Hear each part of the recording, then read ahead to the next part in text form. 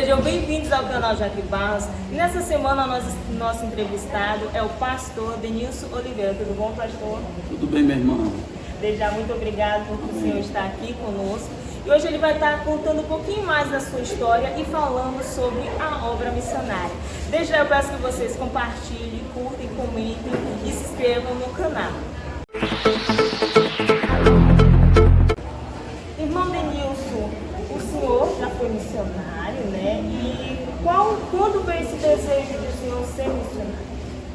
Glória a Deus. Meus irmãos, a paz do Senhor, prazer estar aqui no canal com os irmãos, os ouvintes que estão aí, assistindo, acompanhando esse programa e a nossa entrevista. Na verdade, querida irmã Jaqueline, né? A vocação, ela é de Deus, né? Tem um ditado que Deus chama e os homens reconhecem. Então, quando eu me converti logo em 1994, com meus 22 anos de idade, comecei a me envolver com a obra de Deus e compreendi, né, a vocação, o calor, o ardor missionário, né, que eu tinha uma chamada de Deus, e foi algo sobrenatural que Deus me mostrou, me revelou, logo com uns 3, 4 anos de fé, e se cumpriu no tempo de Deus, né? E o que significa fazer missões? Fazer missões é cumprir o ID de Cristo, né? Isso é fazer missões. Missões é obedecer o chamado de Deus. Estivemos pregando há pouco, né? Missões é um dos propósitos de Deus para com a existência da igreja. Nem todos podem ir, ser vocacionados para ir, mas todos devam fazer o trabalho missionário, contribuindo, intercedendo. A igreja deve estar enganjada na tarefa primordial dela, que é missões. Para o senhor, qual é o maior desafio de um missionário? Eu costumo sempre dizer que o maior desafio de um missionário é a renúncia.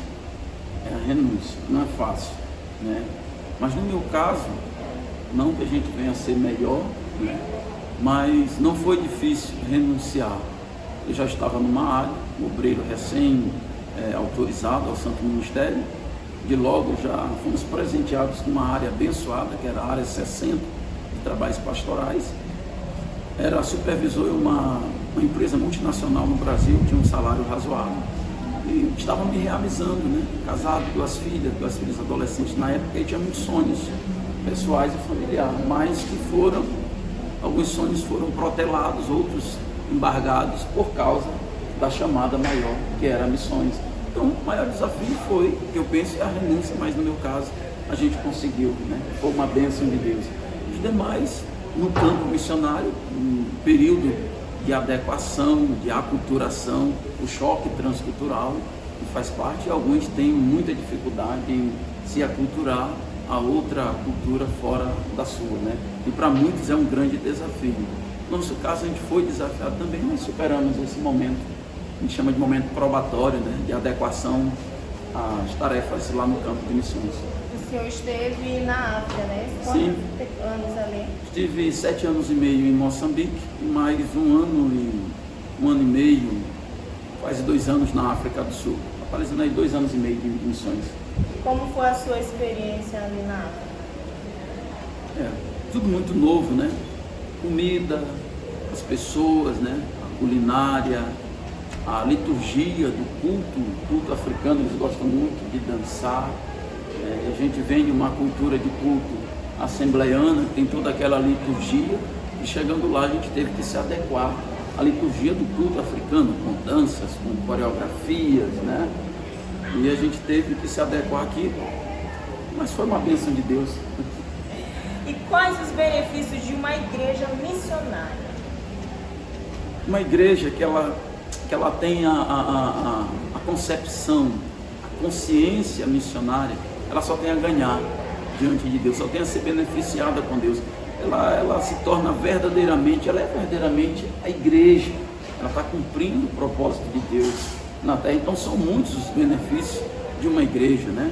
Ela está sendo instrumentalizada por Deus, ela é uma igreja dinâmica, ela é uma igreja viva, ela está cumprindo o propósito de Deus na terra, o seu ideal, a sua missão, e ela cresce, né, a cada dia. Verdadeiramente é um organismo vivo, é o corpo de Cristo. São muitos os benefícios, são incontáveis os benefícios de uma igreja que faz o trabalho missionário.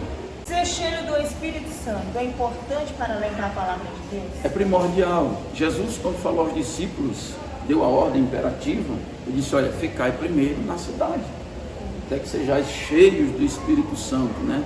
É primeiro lá em Jerusalém, ser cheio do Espírito Santo para ser testemunha em toda a terra. Então é imperioso, não há como, é inconcebível desvincular Pentecoste de missões.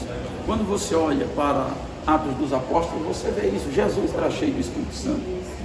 Ele passou esta visão para a igreja. Então é inadmissível, é algo intrínseco. Pentecoste e missões. Não tem como desvincular isso. Pastor, que poder é esse que é capaz de transformar uma pessoa? Glória a Deus. É o poder de Deus, né? A mesma linha de raciocínio é transformar vidas com ideologias, com filosofias. Não é a igreja, ou com ações sociais, não é a igreja. É um perigo quando a igreja ela deixa o poder de Deus, o dunamis, que é o poder do Espírito Santo, e ela parte para o lado da paternidade, né, da área social, e começa a cuidar mais do social, aquele chamado que a gente sempre chama no campo missionário, o evangelho de pão. Porque o evangelho não é só pão, o evangelho não é só palavra, o evangelho ele atinge toda a tríade humana, é corpo, alma e espírito. Mas algumas igrejas chegam no campo missionário, vê a necessidade, como por exemplo em África, não só em África, mas aqui mesmo no interior do Brasil, no Nordeste brasileiro, você vai chegar, você vai encontrar comunidades, pessoas em uma situação social precária, e aquilo comove, e você vai fazer ações para suprir as necessidades daquela pessoa, mas muitas vezes o missionário acaba perdendo a visão. As instituições filantrópicas fazem isso, e outras instituições religiosas fazem isso, e dão às vezes até de 10-0, o islamismo faz isso, o catolicismo, o espiritismo, né?